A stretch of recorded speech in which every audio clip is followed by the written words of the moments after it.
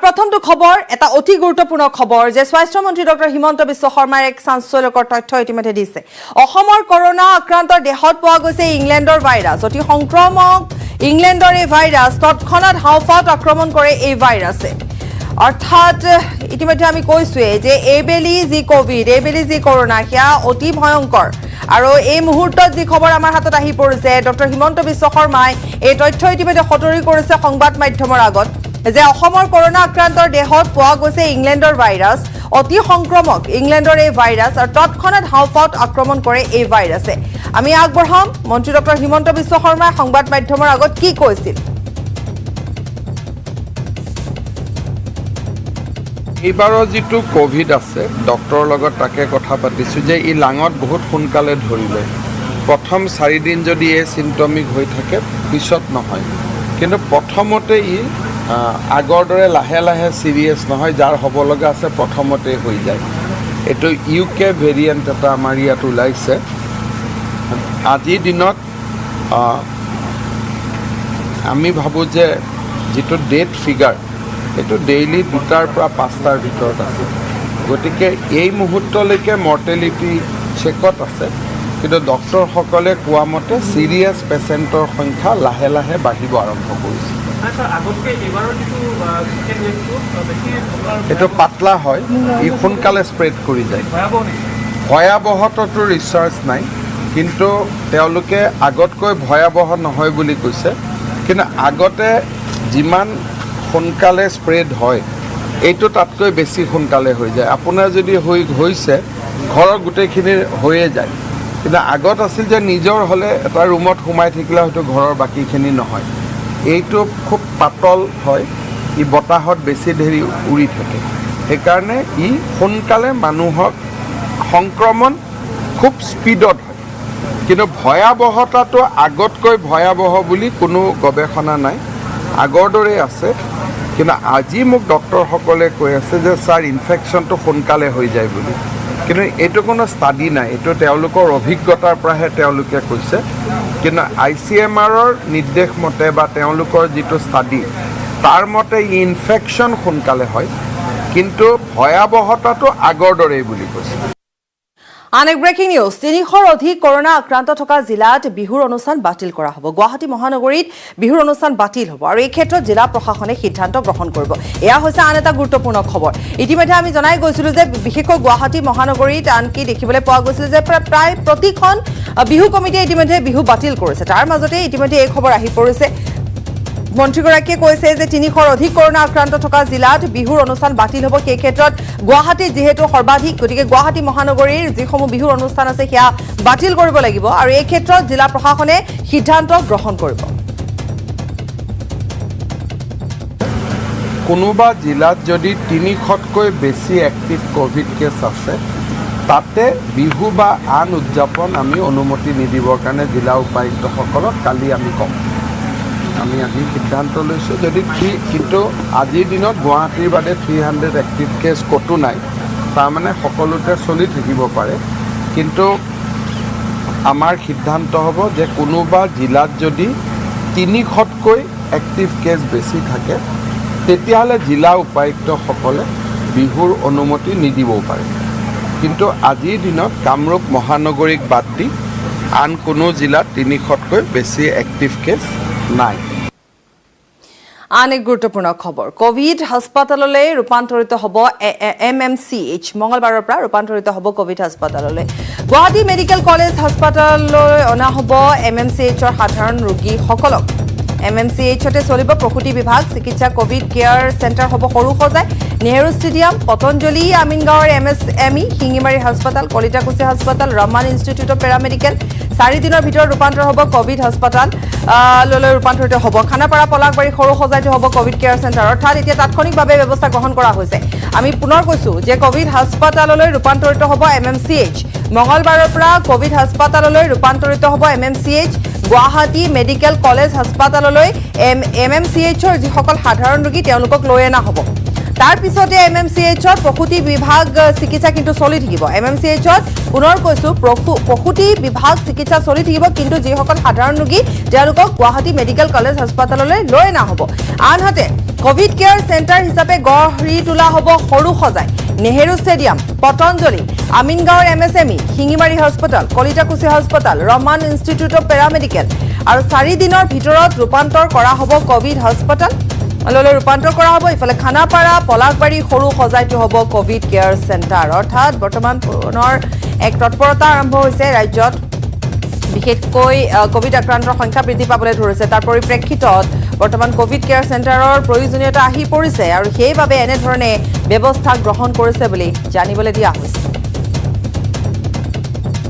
যোৱাকালি 870 প্ৰায় 870 জন লোক কোভিড পজিটিভ হৈছে তাৰ পৰিপ্ৰেক্ষিতত অহা পৰহি ৰাতিপুৱাৰ পৰা আমি মহেন্দ্ৰ মোহন চৌধুৰী হস্পিটালখন সম্পূৰ্ণ কোভিড হস্পিটাললৈ আমি ৰূপান্তৰ কৰিম তাত যিখিনি জেনেৰেল পেচেণ্ট আছে তেওঁলোকক আমি GMC-লৈকে লৈ আহিব কৈছোঁ আৰু নহ'লে যিখিনি ডিছচাৰ্জ পাব মেটাৰনিটিটো তাতে চলি থাকিব মেটাৰনিটিক বাদ দি আন সেৱাসমূহ MMC-ত নহ'ব OPD চলি থাকিব বাকী MMC হস্পিটালখন সম্পূৰ্ণ কোভিড হস্পিটাল হৈ পৰিব ইয়াৰ লগে লগে সৰু সজাই Nehru stadium Patanjali MSME Amingaon Singimari hospital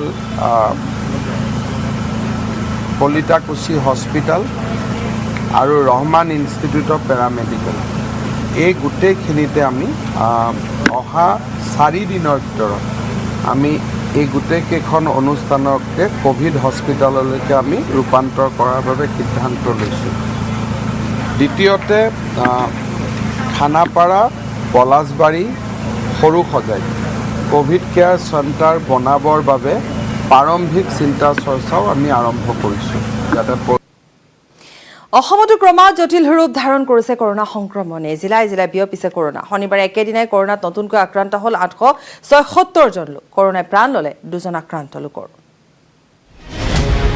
জিলাই জিলাই বিয়পিছে কৰোনা অসচেতন জনতা নিৰ্বিকাৰ চৰকাৰ অসমত হঠাৎ ঊৰ্ধ্বগামী আক্ৰান্তৰ হাৰ কোভিডৰ টিকাকৰণৰ মাজতো অসমত সৰ্বগ্ৰাসী ৰূপ ধাৰণ কৰিছে মহামাৰী কৰোনাই শনিবাৰে একেদিনাই কৰোনাত নতুনকৈ আক্ৰান্ত হ'ল 876 জন লোক আক্ৰান্তৰ হাৰ বৃদ্ধি পালে 2.20% কোভিড টেষ্ট কৰা হৈছিল মুঠ 43268 জন লোকৰ শনিবাৰৰ দিনটোত কৰোনাই প্ৰাণ কাঢ়িলে 2 জনৰ কামৰূপ মহানগৰ জিলাত আক্ৰান্ত সৰ্বাধিক 360 জন কামৰূপ জিলাত 56 জন শোণিতপুৰ জিলাত 47 জন ডিব্ৰুগড় জিলাত 42 জন আৰু নগাঁও জিলাত নতুনকৈ কৰোনাত আক্ৰান্ত হ'ল 32 জন লোক ইফালে দিল্লী মুম্বাই উত্তৰ প্ৰদেশৰ কৰোনাৰ ভয়াৱহ পৰিস্থিতিৰ প্ৰতি লক্ষ্য ৰাখি আগতীয়াকৈ তৎপৰতা আৰম্ভ কৰিছে অসম চৰকাৰে সৰু সজাইত আৰম্ভ হ'ল কোভিড কেয়াৰ হস্পিটেলৰ কাম 300খন বিচনাযুক্ত কোভিড কেয়াৰ হস্পিটেলৰ নিৰ্মাণ কাৰ্যত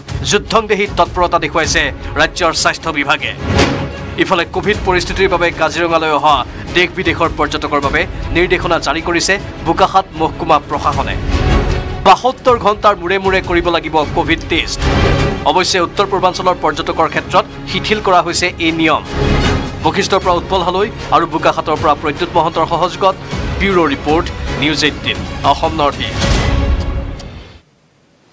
ব্ৰেকিং নিউজ তিনচুকীয়াত কৰোনা আক্ৰান্ত হৈ অধিবক্তাৰ মৃত অধিবক্তাগৰাকীৰ নাম হৈছে নেইম আহমেদ MCHত মৃত্যু হৈছে অধিবক্তাগৰাকীৰ 3 দিন পূৰ্বে ভৰ্তি হৈছিল হাস্পতালত নেইম আহমেদ গুৱাহাটীৰ পৰা বিমানেৰে ডিব্ৰুগড়লৈ গৈছিল বিমানবন্দৰত কোভিডৰ উপস্থিতি ধৰা পৰিছিল মৃত অধিবক্তাগৰাকীৰ ঘৰ হৈছে তিনিচুকীয়াৰ কচুজানত পুনৰ কৈছো তিনিচুকীয়াত কৰোনা আক্ৰান্ত হৈ অধিবক্তাৰ মৃত্যুৰ খবৰ আহি পৰিছে মৃত অধিবক্তাগৰাকী নেইম আহমেদ বুলি জানিব পৰা গৈছে অসম মেডিকেল কলেজ হাস্পতালত মৃত্যু হৈছে অধিবক্তাগৰাকীৰ 3 দিনৰ পূৰ্বে ভৰ্তি হৈছিল হাস্পতালত নেইম আহমেদ গুৱাহাটীৰ পৰা বিমানেৰে ডিব্ৰুগড়লৈ গৈছিল আৰু বিমান বন্দৰতে যেহেতু কোভিডৰ উপস্থিতি ধৰা পৰিছিল মাত্ৰ 3 দিনৰ ভিতৰতে তেওঁ চিকিৎসালয়ত উপস্থিত হোৱাৰ পাছত চিকিৎসা চলি থকাৰ মাজতে যি খবৰ আহিলে সেয়া হৈছে মৃত্যু হৈছে নেইম আহমেদৰ আৰু নেইম আহমেদৰ ঘৰ হৈছে তিনিচুকীয়াৰ কচুজানত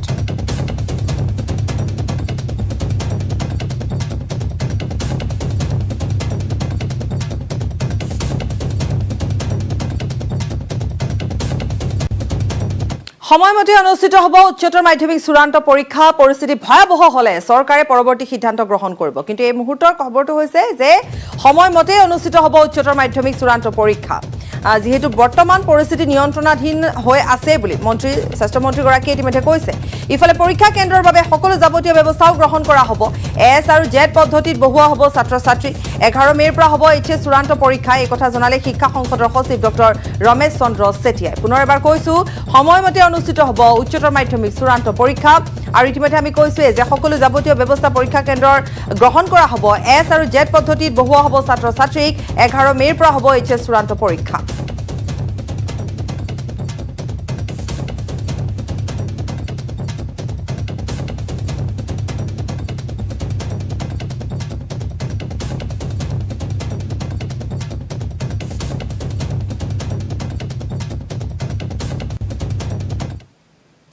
কৰোনাই জুকাৰিছে ৰাজ্যৰ শিক্ষা খণ্ড কৰোনাৰ বাবে পিছুৱা হ'ল ডিব্ৰুগড় বিশ্ববিদ্যালয়ৰ স্নাতকোত্তৰ পৰীক্ষা শিক্ষাৰ্থীক হোষ্টেল খালী কৰাৰ নিৰ্দেশ দিলে তেজপুৰ বিশ্ববিদ্যালয়ৰ কৰ্তৃপক্ষই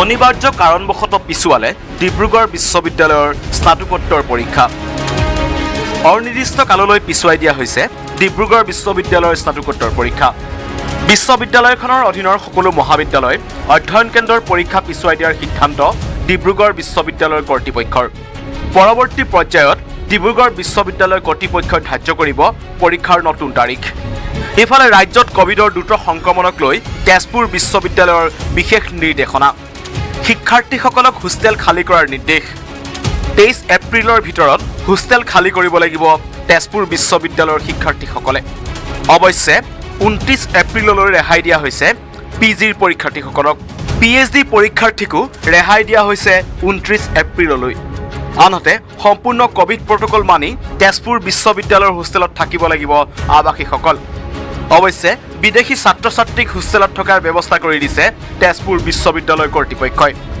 আনহাতে ৰাজ্যত কৰোনাৰ দ্ৰুত সংক্ৰমণ বৃদ্ধি পোৱাত গুৱাহাটী বিশ্ববিদ্যালয়ৰ পৰীক্ষা বাতিলৰ দাবী তুলিলে শিক্ষাৰ্থীসকলে সো আমি বিচাৰোঁ যে আমাৰ পৰীক্ষাটো অনলাইন মাধ্যমেৰে পাতক বা কেনচেল কৰক বা এই দুটাৰ ভিতৰতে কিবা এটা কৰক যেটো ডিব্ৰুগড় বিশ্ববিদ্যালয় অলৰেডি ঘোষণা কৰিছে ডিব্ৰুগড়ৰ পৰা টমাছ বুঢ়াগোহাঁই তেজপুৰৰ পৰা হেমন্ত কুমাৰ নাথ আৰু নগাঁৱৰ পৰা Nilotpal Bora news 18 Assam north east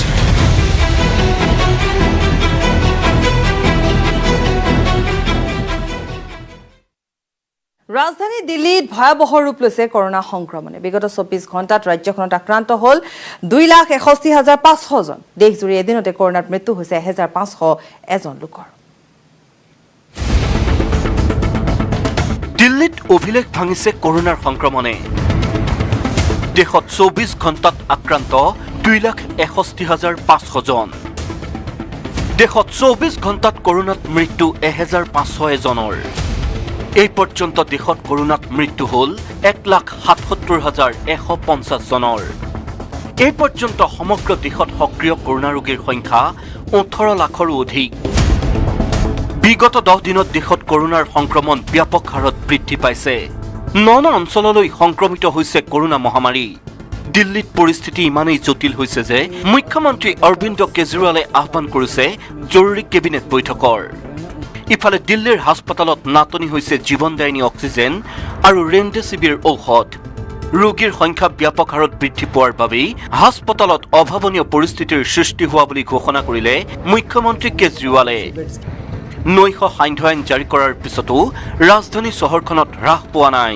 কৰোনাৰ সংক্ৰমণ দেশৰ 5খন ৰাজ্যত কৰোনাই অতিমাৰীৰ ৰূপ ধাৰণ কৰিছে তথ্য অনুসৰি বিগত 24 ঘণ্টাত মহাৰাষ্ট্ৰত কৰোনাত আক্ৰান্ত 67,123 জন উত্তৰ প্ৰদেশত কৰোনাত আক্ৰান্ত 27,734 জন দিল্লীত কৰোনাত আক্ৰান্ত 24,375 জন কৰ্ণাটকত কৰোনাত আক্ৰান্ত হ'ল 17,489 জন ছত্তীশগড়ত নতুনকৈ কৰোনাত আক্ৰান্ত 16,083 জন দেশত কৰোনা পৰিস্থিতি জটিল হোৱাত শনিবাৰে প্ৰধানমন্ত্ৰী মোদীয়ে অনুষ্ঠিত কৰে এখন উচ্চ পৰ্যায়ৰ বৈঠক অক্সিজেনকে ধৰি সকলো ঔষধ পৰ্যাপ্ত উৎপাদন কৰিবলৈ সংশ্লিষ্ট কৰ্তৃপক্ষক নিৰ্দেশ দিছে প্ৰধানমন্ত্ৰীগৰাকীয়ে দিল্লীত বৰ্তমান 100খনৰো কম আইচিইউ বেড খালী হৈ আছে শীঘ্ৰে দিল্লীলৈ আইচিইউ বেড আৰু অক্সিজেন যোগান ধৰিবলৈ কেন্দ্ৰক অনুৰোধ জনাইছে মুখ্যমন্ত্ৰী কেজৰিৱালে এই সন্দৰ্ভত গৃহমন্ত্ৰী অমিত শাহৰে কথা পাতিছে অৰবিন্দ কেজৰিৱালে केसेस बढ़ने की गति चालू है काफ़ी तेज़ी से बढ़ रहे हैं ज़्यादा चिंता की बात यह है कि पिछले 24 घंटे में पॉजिटिविटी रेट बढ़ के लगभग 30% हो गया है। पेशेंट्स बहुत तेज़ी से मरीज जो हैं वो अस्पतालों में जा रहे हैं। आईसीयू बेड्स की खासकर काफ़ी कमी हो गई है। लगभग सारे दिल्ली के आईसीयू बेड्स मिला के 100 से भी कम आईसीयू बेड्स पूरे दिल्ली में बचे हैं। দেশত দেওবাৰ পৰ্যন্ত কৰোনাত আক্ৰান্তৰ হাৰ 13.54% বৃদ্ধি পাইছে। কৰোনাৰ দ্বিতীয় ঢৌত এই পৰ্যন্ত দেশৰ 9খন ৰাজ্য আৰু কেন্দ্ৰীয় শাসিত অঞ্চলত কৰোনাত কোনো লোকৰ মৃত্যু হোৱাৰ বাতৰি অহা নাই। কুম্ভ মেলাৰ পৰা উভতি অহা লোকে 14 দিন কোৱাৰেণ্টাইনত থকাটো বাধ্যতামূলক কৰিছে দিল্লী চৰকাৰে। ৰাজস্থানত জাৰি কৰা হৈছে নৈশ সান্ধ্য আইন।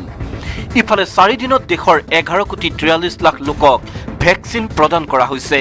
পশ্চিম বংগতো কৰোনাৰ সংক্ৰমণ ক্ৰমাৎ বৃদ্ধি পাইছে। নিৰ্বাচন অনুষ্ঠিত হৈ থকা ৰাজ্যখনত 5,892 জন লোক নতুনকৈ আক্ৰান্ত হৈছে কৰোনাত। মহাৰাষ্ট্ৰত 24 ঘণ্টাত প্ৰায় 67,123 জন লোক কৰোনাত আক্ৰান্ত হোৱাৰ লগতে মৃত্যু হৈছে 278 জন লোকৰ। মহাৰাষ্ট্ৰত মৃত্যু হোৱা লোকৰ সংখ্যা 58,804 জনলৈ বৃদ্ধি পালে। উত্তৰাখণ্ডত 10ম আৰু 12ম শ্ৰেণীৰ চূড়ান্ত পৰীক্ষা পিছুৱাই দিয়া হৈছে। ইফালে মৃত্যুৰ হাৰ বৃদ্ধি পোৱাত শ্মশানত হাহাকাৰ পৰিস্থিতিৰ সৃষ্টি হৈছে। ৰায়পুৰত 26 এপ্ৰিললৈ ঘোষণা কৰা হৈছে লকডাউন। কৰোনাৰ সংক্ৰমণ বৃদ্ধি হোৱাৰ পিছতো কেন্দ্ৰীয় চৰকাৰে এই পৰ্যন্ত লকডাউন ঘোষণা কৰা নাই। ৰেল আৰু আন্তঃৰাজ্যিক যাতায়াত ব্যৱস্থা অব্যাহত থকাত কৰোনাৰ সংক্ৰমণ অধিক দ্ৰুত হাৰত বৃদ্ধি হোৱাৰ আশংকা ঘনীভূত হৈ পৰিছে। ইফালে ৰাহুল গান্ধীয়ে পশ্চিমবংগৰ নিৰ্বাচনী সভা বাতিল কৰিবলৈ বাধ্য হৈছে। এনেদৰে এতিয়া কৰোনাই আতংকিত কৰি তুলিছে দেশবাসীক। National desk news 18 Assam north east. খবৰ আৰু আছে সময় বিৰতি পাছত তেজপুৰত চৰকাৰী এছঅপি মানি নিশা 11 বজাত সামৰণি পৰিল ৰঙালী পথাৰৰ সাংস্কৃতিক কাৰ্যসূচী। তেজপুৰ আঞ্চলিক বিহু সন্মিলনে আয়োজন কৰা সংগীতানুষ্ঠানত জনপ্ৰিয় কণ্ঠশিল্পী ভগ্নীদ্বয় ৰূপাংকৃতা অলংকৃতাই পৰিৱেশন কৰে এইটোৰ পিছত সিটোকৈ জনপ্ৰিয় গীত। কৰোনাৰ পূৰ্ণ প্ৰভাৱ পৰিছে বিহু উদযাপনত। মুকলি বিহু পাতি আয়োজক সমিতিয়ে বাট চাই ৰল বিহু দললৈ। চৰকাৰী এছঅপিয়ে লগালে খেলিমেলি। এই দৃশ্য তেজপুৰৰ 64 বছৰ ধৰি পশ্চিম তেজপুৰ ৰঙালী বিহু সন্মিলনীয়ে আয়োজন কৰি আহিছে বিহু সন্মিলন। শনিবাৰে সন্ধিয়াৰ পৰা নিশালৈ আয়োজন কৰিছিল সদৌ অসম ভিত্তিক মুকলি বিহু প্ৰতিযোগিতা। পূৰ্বতে ইটোৰ পিছত সিটোকৈ প্ৰায় 20ৰো অধিক দলে নিশা দুপৰলৈ প্ৰতিযোগিতাত অংশগ্ৰহণ কৰাৰ বাবে বিহু কমিটিক খাটনি ধৰাৰ বিপৰীতে দেখিবলৈ পোৱা গ'ল এখন ওলোটা ছবি। বিহু কমিটিয়ে খাটনি ধৰিবলগীয়া হ'ল বহু বিহু দলক। পূৰ্বে জনোৱা নিমন্ত্ৰণৰ পিছতো বাৰম্বাৰ ফোন কৰি অনুৰোধ জনাবলগীয়া হ'ল বিহু দলক। ইয়াৰ মূল কাৰণ চৰকাৰৰ এছঅপি। বিহু দলে ইতিমধ্যে আমাৰ আজি হ'ব লগা প্ৰতিযোগিতাত 9টা দলে আমাক কথোপকথনত আচলতে চুক্তিপত্ৰ হোৱা নিচিনা হৈছিল আৰু তেওঁলোকৰ যাতায়াতৰ খৰচটো আমি বহন কৰিম বুলি ইতিমধ্যে তেওঁলোকক আমি জনাইছিলোঁ আৰু তেওঁলোকে 9টা দলে আমাক প্ৰতিশ্ৰুতিবদ্ধ আছিল। কোভিড প্ৰট'কলৰ কাৰণে হয়তো মিছন চাইল্ড এখন তেজপুৰ উত্তৰ আঞ্চলিক ছাত্ৰ সন্থাই সমাৰোহ পাতিছে, তাতো দল আবদ্ধ হৈছে। তেজপুৰ আৰু বিশ্বনাথৰ দুটাকৈ বিহু দলে অংশগ্ৰহণ কৰাৰ পিছত দীৰ্ঘ সময় এনেদৰে খালী হৈ থাকিল জয়মতী পথাৰৰ বিহু বাকৰি। মুকলি বিহু চাবলৈ আহি আনকি আমনি লাগিল দৰ্শকৰো। অৱশ্যে বিহু কমিটিৰ যোগাযোগৰ ভিত্তিত আন দুটা দলে নিশা 11 বজাৰ পূৰ্বে পৰিৱেশন কৰিলে বিহু।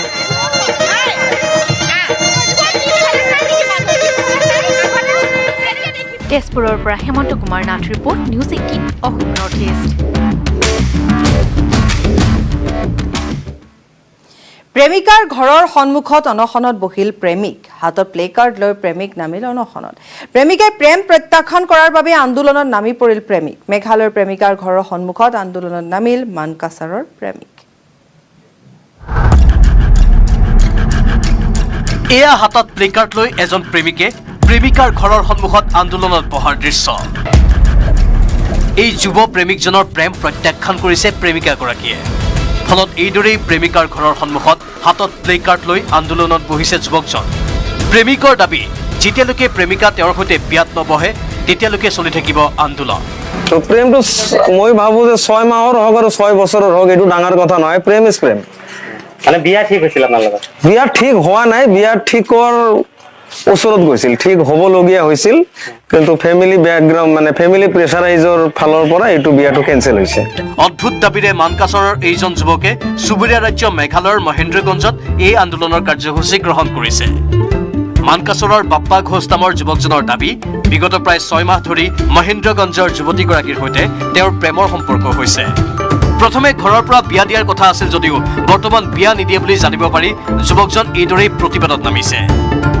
অৱশেষত এই যুৱকজনক মহেন্দ্ৰগঞ্জ আৰক্ষীয়ে আটক কৰে। Bureau report, news 18, Assam north east.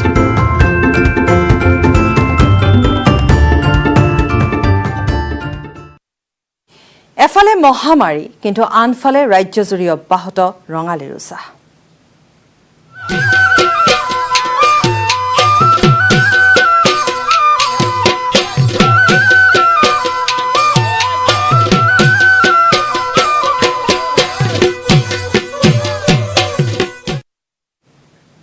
আৰু এনেধৰণে ৰঙালীৰ আনন্দত মতলীয়া হৈ পৰিছে অসমবাসী। ঢোল পেঁপা গগনাৰ মাতেৰে মুখৰিত হৈ পৰিছে চৌদিশ।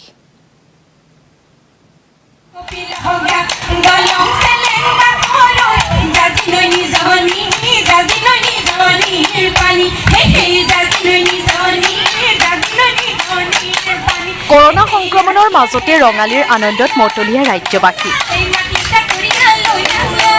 কি গাঁও, কি চহৰ, চৌদিশে মুখৰিত ঢোল পেঁপাৰ মাতত।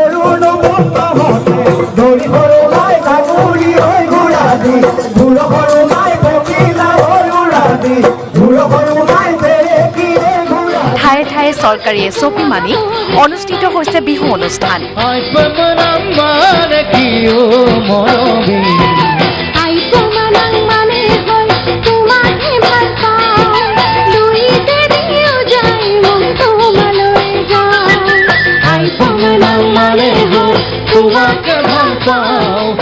আজি পঞ্চম দিনাও ৰাজ্যত অব্যাহত আছে বিহুৰ উৎসাহ।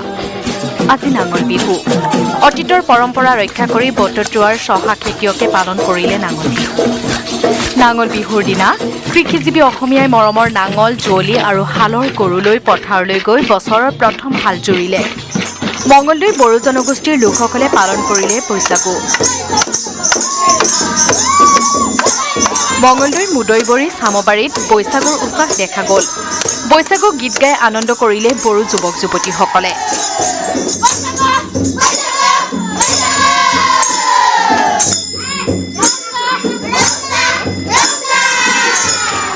মৰাণৰ সোণোৱাল কছাৰী বসতি প্ৰধান অঞ্চলসমূহতো পৰিলক্ষিত হৈছে বিহুৰ উৎসাহ। মৰাণৰ সমীপৱৰ্তী টিংখাং হলগুৰি গাঁৱত পহিলা বহাগৰ দিনটোৰ পৰাই ঘৰে ঘৰে গাইছে হাইডাং হুঁচৰি।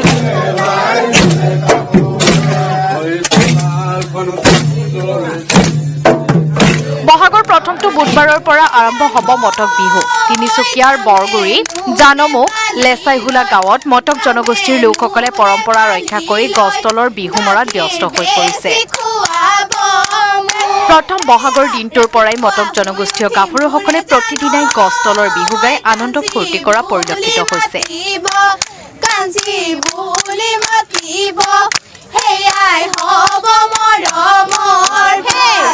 শোণিতপুৰ মিছামাৰীৰ নবিল পথাৰ বিহু সন্মিলনৰ বাকৰিত উখল মাখল পৰিৱেশ। ৰাজ্যৰ বিভিন্ন প্ৰান্তৰ 15টা বিহুৱা দলে অংশগ্ৰহণ কৰি বিহু নৃত্যত প্ৰদৰ্শন কৰে।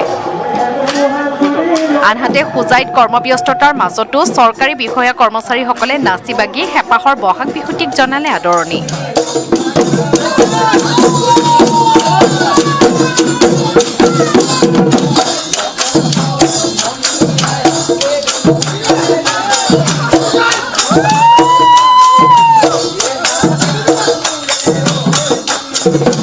জনস্বাস্থ্য কাৰিকৰী বিভাগৰ হোজাই সংমণ্ডলৰ বিষয়া কৰ্মচাৰীসকলৰ আৱাসগৃহত সকলোৱে হুঁচৰি গাই নাচি বাগি আনন্দ ফূৰ্তি কৰে।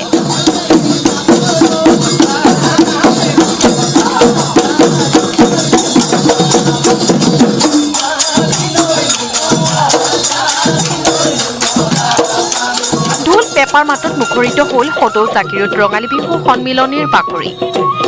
দুদিনীয়াকৈ আয়োজন কৰা সদৌ জাগিৰোড ৰঙালী বিহু সন্মিলনৰ প্ৰথম দিনা আমন্ত্ৰণমূলক মুকলি বিহুত অংশ ল'লে কেইবাটাও বিহুৰ লগতে জনগোষ্ঠীয় সাংস্কৃতিক দলে।